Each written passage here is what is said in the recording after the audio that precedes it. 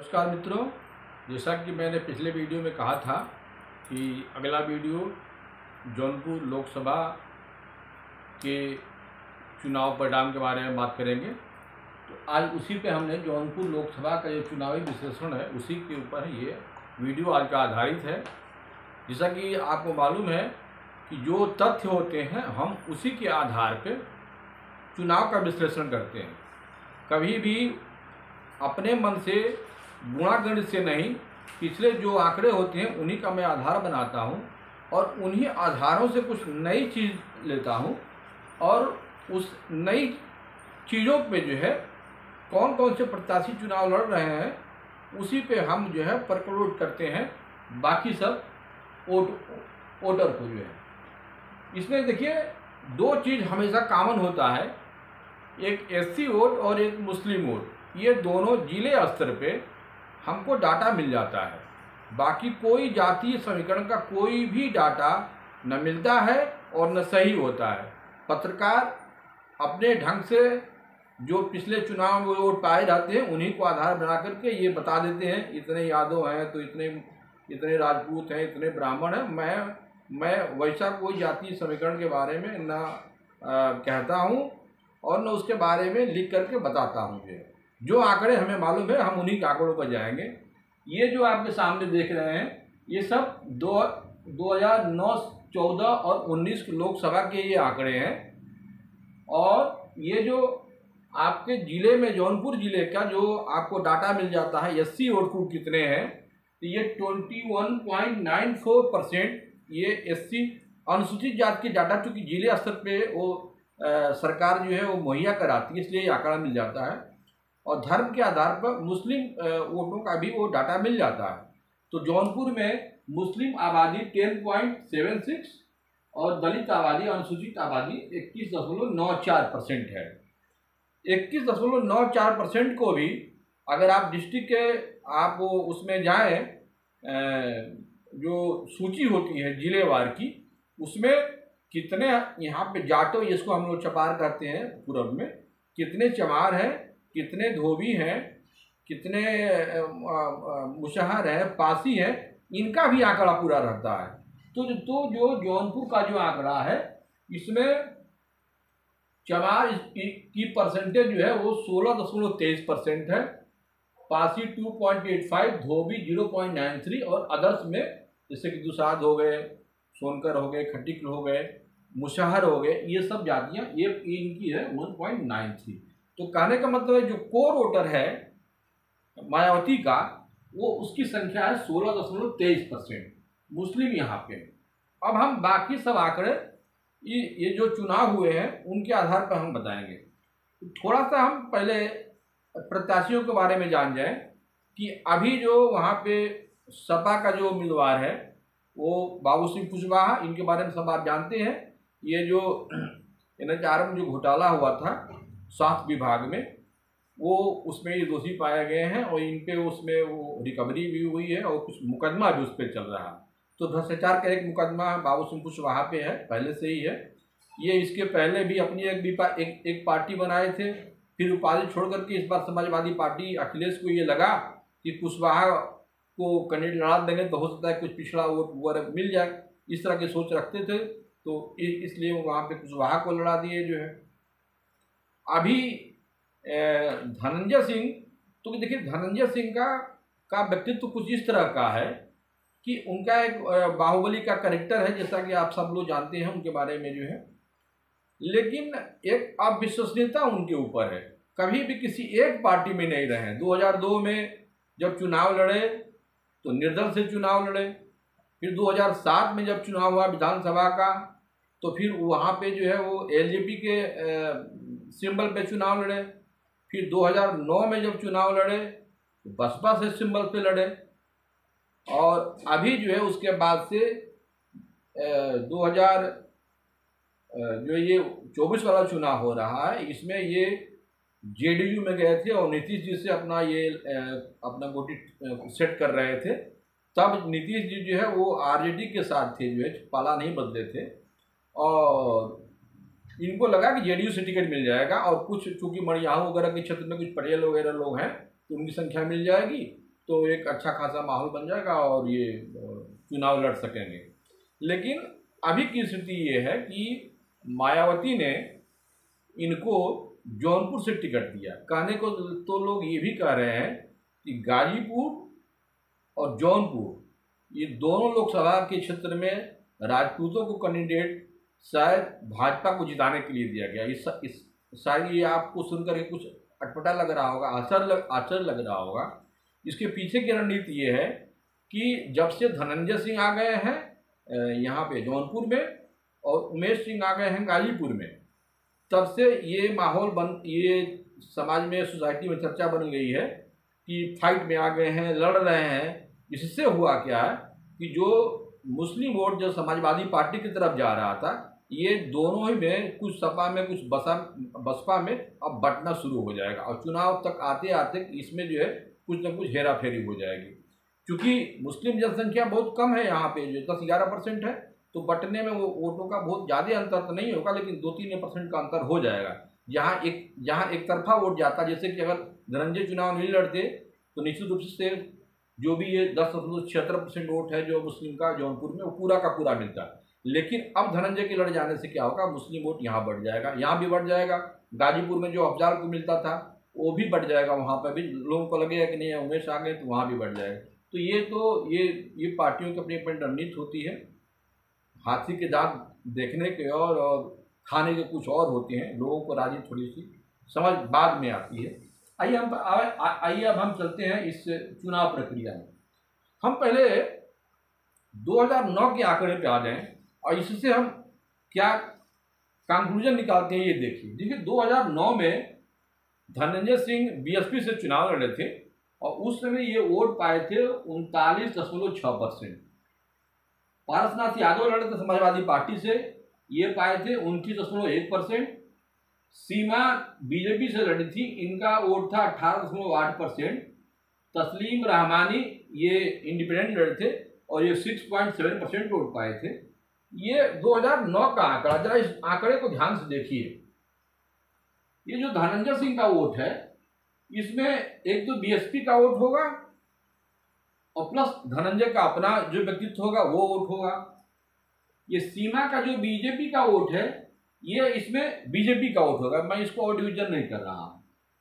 तो ये धनंजय सिंह का वोट और सीमा का वोट जो बीजेपी का वोट है और बीएसपी का धनंजय का वोट, ये दोनों को हम जोड़ दिए हैं और इसमें से मैं जो अनुसूचित जाति की जो वोट है उसको मैं माइनस कर दिया हूं। क्यों? क्योंकि भाजपा का वोट उससे मालूम चल जाएगा कि भाजपा का कितना वोट है। इसमें से माइनस करने पे ये भाजपा का वोट आया 36.46%। और ये देखिए कि 2014 का जब चुनाव हुआ तो उस समय केपी सिंह जो वोट पाए थे वो इतने ही वोट पाए थे, 36.45%। अब इससे ये बात इसमें होता है कि इस वोट में निश्चित रूप से ये यहाँ पे कुछ वोट जो है वो धनंजय का अपना होगा, कुछ दलित का होगा और कुछ न कुछ थोड़ा बहुत 2-3% निश्चित रूप से यहाँ 2-3%, 4%, 5% कुछ भी हो सकता है। इसमें मुस्लिम वोट भी रहा होगा जो है। अब हम जब 2014 का लोकसभा चुनाव हुआ तो यहाँ देखिए भाजपा का वोट तो ये 36.45% यहाँ रह गया। धनंजय सिंह जो है ये 6.3%, ये इनका अपना व्यक्तिगत वोट है। इसमें अपनी बिरादरी का वोट भी है और भी कुछ इधर से उधर वोट होगा जो है। पारसनाथ यादव देखिए यहाँ 29.1% नंबर पाए हैं 2009 में, 14 में घट गया ये 17.87%। सुभाष पांडे बीएसपी से लड़े थे, ये 21.93%, ये पूरा का पूरा जो ये एससी का वोट आया यहाँ मिल गया है। केपी यादव ये आप पार्टी से लड़े थे, ये 4.25। रविकांत यादव 2, ये मैंने इसलिए दिया इससे कि ये मालूम चले कि यादवों की संख्या कितनी है, 2.07। और शहाबुद्दीन को वोट मिला था 1.95 वोट है। अब इस वोट को देखिए 2014 में जो वोट मिला, इस केपी सिंह का जो 36.45 था और धनंजय का 6.32, ये देखिए 36 और ये 6, ये दोनों मिलकर कितना होता है 42%। और ये 19 में देखिए ये धनंजय का वोट और ये केपी सिंह का वोट दोनों मिलकर के 42.30% हो गया। वोटों में थोड़ा बहुत अंतर जो है, बस यहाँ का वोट वहाँ शिफ्ट हो गया और फिर वही चीज जो है यहाँ पे 42.30% आ गया। लेकिन इसमें एक जो है इस आंकड़े में देखिए तो ये देवव्रत मिश्रा जी का जो वोट 4.25 है, बेसिकली देखा जाए कि ये कांग्रेस का वो ये वोट 2019 में देखिए कांग्रेस को कोई नाम लेवा नहीं था, उस समय भी ये जो 4.25 वोट परसेंट पाए हैं, ये बेसिकली कांग्रेस का वोट नहीं है, ये इनका अपना व्यक्तिगत वोट है। और जो ये वोट है 4.25, इस बार के चुनाव में इस केपी सिंह वाले वोट में ये जो है ये ऐड हुआ है। तो ये ऐड होगा क्योंकि इस 42 में ये धनंजय सिंह का भी वोट है, तो ये केपी सिंह का वोट 2014 वाला है 3645, इसी में ये 4.25 ऐड होगा। और ये बीजेपी का वोट जो 24 में होगा वो 40.70% के आसपास 2024 वाले वोट में बीजेपी का ये वोट इतना होगा। एक तो ये बात कन्फर्म आ गई। अब हम 2019 का जो ये लोकसभा का जो वोट हुआ इसको जरा ध्यान देखिए श्याम सिंह यादव को मिला वोट 50.08%, ठीक है। अब इस 50% को जरा तोड़ दीजिए, इस 50% में यादव भी रहे होंगे, दलित भी रहे होंगे, मुस्लिम भी रहे होंगे, थोड़ा बहुत और भी सपोर्टर रहे होंगे सपा वगैरह के लिए। अब ये 50.08 में से अगर हम मुस्लिम वोटरों को निकाल देते हैं, यानी कि 10.76% जिले का मुस्लिम वोटर है, इसमें से अगर निकाल देते हैं तो 39.32% यही वोट बच गया, ठीक है। इसी में आपका 39.32 में इसमें यादव भी है, यादव को मेरे कहने का मतलब है समाजवादी पार्टी का भी वोट है, और इसी में जो है वो बसपा का वोट है। अब इसका ये 39.32 है, इसमें हम कैसे डिवीजन करें, कैसे इसको निकालेंगे हम, कितना परसेंटेज कौन है जो है। तो यहाँ देखिए आप ये 39.32 में से अगर हम इस 21.94 यानी कि ये पूरा का पूरा अनुसूचित जाति का वोट है, अगर ये पूरा हम निकाल देते हैं तब ये वोट बचता है यादवों का, समाजवादी पार्टी का 17.38।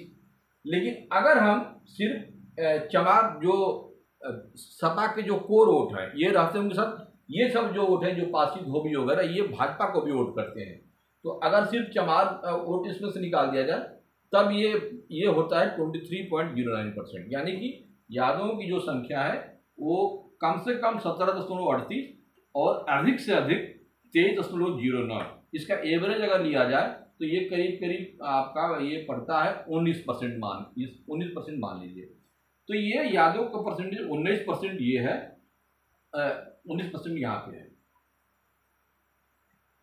यहाँ पे इसकी संख्या अगर आप ये देखिए तो 19% इसको हम ये करीब जो ये 17-38 का जो है एवरेज जो है ये यहाँ पे 20% आया है, यादवों का वोट परसेंटेज 20% है। अब ये एसपी का जो वोट है 20%, इसी में मुस्लिम ऐड और होगा, तो मुस्लिम कितना है 10.76। मैक्सिमम वोट जो है समाजवादी पार्टी को वो मिलेगा 30% वोट। बीएसपी को जो वोट मिलेगा इसमें जब हम 21.94 पूरा का पूरा दलित वोट जोड़ देंगे अगर जो है, तब इसकी संख्या 6.37 इसमें हो जाएगा, ये हो जाएगा 35% हो जाएगा। और अगर नहीं तो इसमें जो ये 6.37 और 16-6-22 23% के आसपास करीब ये पड़ेगा। और अगर हम 21% लेते हैं तो 21-6-27-28% वोट पड़ेगा, एवरेज इसका 25% हो जाएगा। तो 25% में अगर पूरी की पूरी मुस्लिम दे देते हैं तब ये 35% होगा, यहाँ पूरी की पूरी देते हैं तो 30% होगा। तो कहने का मतलब कि ये जो बसपा का वोट है 25 से 35 और एसपी का है 20 से 30, इसका अगर एवरेज ले लें हम जो है तो ये करीब 30% और यहाँ करीब 25%। 30% और 25% के इर्द गिर्द इनका वोट बैठ रहा है। ये बीएसपी का ये जो धनंजय सिंह है ये 30% और एसपी का ये 35%, इसी के आसपास ये वोट रह जाएंगे। और निश्चित रूप से मुस्लिम जो वोट है वो बटेंगे। और बीजेपी का जो वोट है ये 40.70%, ये एज सच वही रह जाएगा। तो जितना होल हल्ला आप देख रहे हैं धनंजय सिंह का, धनंजय सिंह चुनाव जीत रहे हैं, हार रहे हैं, ऐसा कुछ नहीं है। और बहुत ही आराम से भारतीय जनता पार्टी यहाँ पे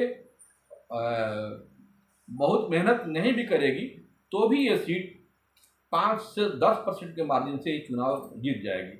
और कैंडिडेट भी इस बार ये भी कांग्रेस में रहे हैं और इनका भी अच्छा खासा प्रभाव है। जो 2024 में इस बार जो चुनाव लड़ रहे हैं, कृपाशंकर जी जो है, कृपाशंकर जी पहले वहाँ कांग्रेस के भी राज्य गृह मंत्री भी रहे महाराष्ट्र में, और इधर के लोगों का बहुत सहयोग भी किए हैं। उनके आ जाने से अन्य लोग भी उनके साथ में हैं, और भारतीय जनता पार्टी तो बड़ी पार्टी है, ये उनके साथ है ही है। तो कहने का मतलब है कृपाशंकर जी अच्छी लड़ाई देते हैं। केपी सिंह जो इसके पहले जो चुनाव लड़ते थे वो बहुत घुलमिल थे, उतनी लड़ाई से नहीं लड़ते। और कृपाशंकर में सब कुछ है, उनके पास आदमी भी हैं, पैसा रुपया भी, बाहुबली तो नहीं है, लेकिन इनके पास सामर्थ्य बहुत है। और धनंजय सिंह के पास जो एक यूथ ब्रिगेड का एक जो आइकन होता है, जो माफिया टाइप के, उस तरह का है, उनके पास भी उसी तरह के लोग रहेंगे। तो उनके बसपा के वोट में 6-7% और इनका जो अपना वोट है ये ऐड हो जाएगा, उतना ही रहेगा। उसके बाद से मुस्लिम वोट निश्चित रूप से धनंजय और इसमें दोनों जगह बढ़ जाएगा, और भारतीय जनता पार्टी यहाँ से चुनाव बहुत ही आसानी से चुनाव जीत जाएगी। मित्रों, ये मेरा वीडियो आंकड़ों पर मैं देता हूँ और आंकड़ों से ही बताता हूँ कि कौन कितना परसेंटेज है, और उसी आधार पर मैं विश्लेषण करता हूँ। एक चीज़ मैं और बता दूँ कि इनका जो भी वोट है